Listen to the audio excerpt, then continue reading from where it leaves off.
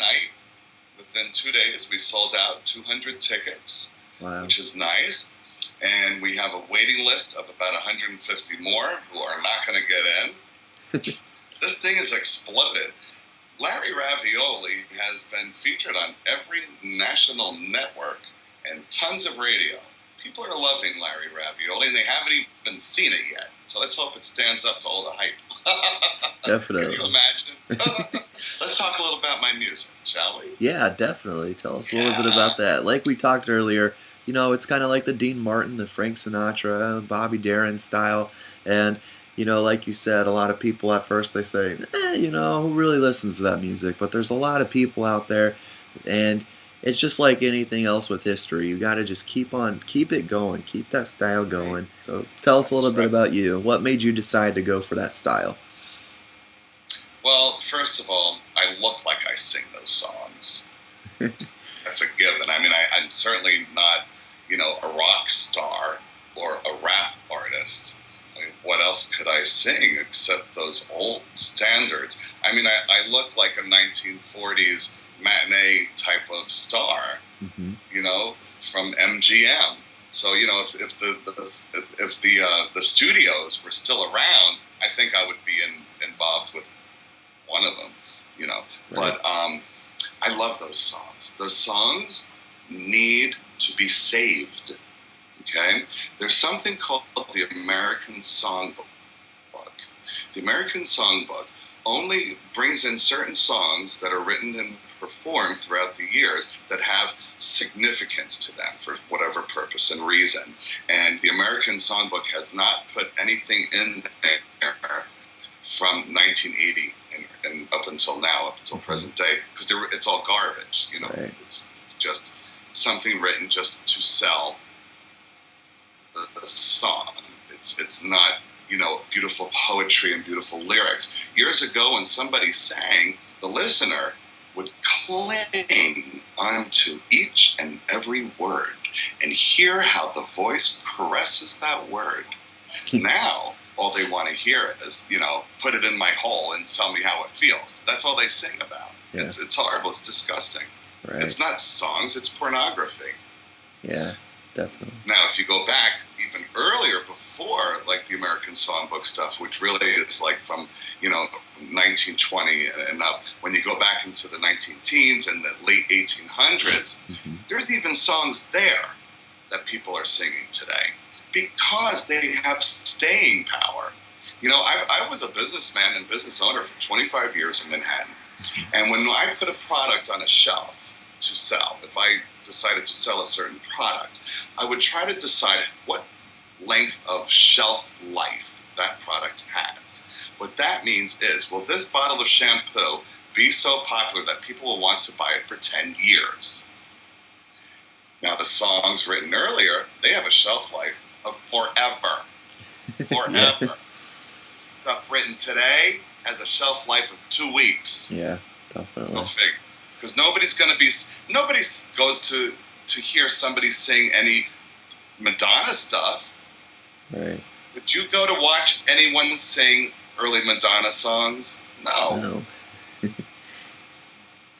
No. But you will go to see someone sing some Frank Sinatra, some Dean Martin, Billie Holiday, Ella Fitzgerald. Okay. I've been told that I sound a lot like a gentleman called Johnny Hartman. Have you heard of him? I haven't, no.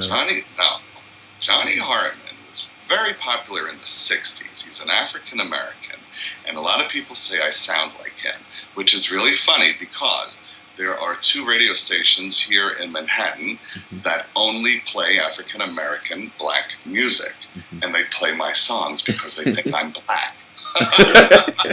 A cigarette that bears a lipstick's traces, a airline ticket to romantic places. Who writes lyrics like that anymore? Right. Yeah. A cigarette that bears a lipstick's traces. Just that little thing, even though it's a disgusting cigarette with old lipstick on it, it's kind of sexy if you think about it. It's because you're implying that there was a woman over she had her cigarette out, because she was very, seductive and sexy. And that cigarette's now put out. So all you have is a cigarette with lipstick on it, and you know that you were with her. You wanted her. That's what makes it all sexy, and you have to deliver the line like that. Right. Now let's Otherwise, it doesn't work. Yeah. Now let's talk about, Larry Ravioli acting and music, and I'm sure that helped out. Like we were just saying, as a musician, you got to deliver those lyrics and express it the way it was originally written, as well as acting. Someone writes a script, and that actor, their job is to deliver it the way the screenwriter wrote it. And did that help a lot as having that music background for your film? Oh, God, yes, absolutely. The whole film revolves around one song that must be performed. Larry Ravioli performing the song. Now, when Larry Ravioli is handed the lyrics to the song, he doesn't know that they're secret. I'm giving away the plot. Long story short, yes. Yeah. There you go. Yes. Definitely. Now tell us a little bit more about the production and the production value. Vinnie Vella, one of our friends, an actor, you got to work with him, and tell us about the whole production. Like what was it like, working with all these people? First of all, it only took 3 weeks to put Larry Ravioli together. That was from inception to script to putting together the crew and to shooting it. Wow, 3 weeks. Can you imagine? Yeah. That's awesome. And now here we are, 8 months later, and no one has seen it yet. But, editing, soundtracks, and all that stuff, that's what takes forever. Right. But putting it together was so much fun. And I have to tell you this. Every person, every one of them, involved with Larry Ravioli, in front of the camera or behind it, has become family. To this day, we go to each other's house for dinners, we go out on excursions together, we've all became a family. It's so bizarre. I've worked on so many sets, and you'll see a lot of the same actors, like, okay, hello, and that's it. Right. The Larry Ravioli, and I refer to them as my little raviolis, my mini raviolis, because, we became family. And yes, Vinnie Vella is in this movie. He is amazing. I was on the Vinnie Vella show, as you know, several times, performing and talking about the movie Larry Ravioli and other movies I was in, etc. But as far as more about the production, people were actually donating their time and their work to be on that set. Yeah. And I don't know if you know who Joe Franklin is. He actually invented the talk show, Joe Franklin. Mm-hmm. And he's a very close friend of mine. He had his own talk show out here on Channel 9, your parents would know him, for 50 years. And I saw him yesterday, and he said to me, you know what, Larry? He said, I met this guy, and he said that his only claim to fame was that he was the fashion designer for Larry Ravioli. Meanwhile, he never worked on the set. I never heard of this person. Uh-huh. So people they're even lying to say that they were part of the production. Nice. Yeah, that's awesome. Yeah, and we do.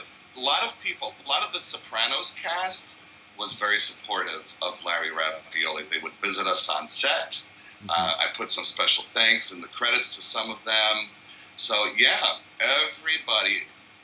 I got a call from the mayor's office last week because they heard about Larry Ravioli, and they want to talk to me about it because it's filmed in New York, and they have different programs for new filmmakers like myself. Right. So I thought that was pretty cool.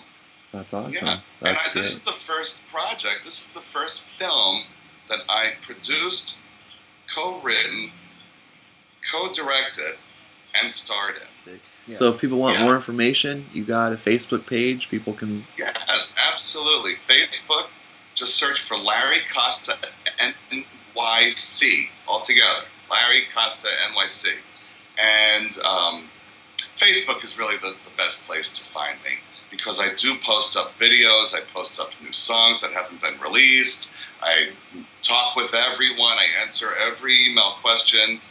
God is my witness, and I get a lot of them. There you go. Me. Fantastic. Great. Yeah. All right. There we go. Well, Larry Costa here on the Vinnie Langdon Show, and make sure you guys go check out his film, Larry Ravioli, coming soon to you. All right. Thanks a lot, man. Appreciate it. Thank you so much. I'm really happy to be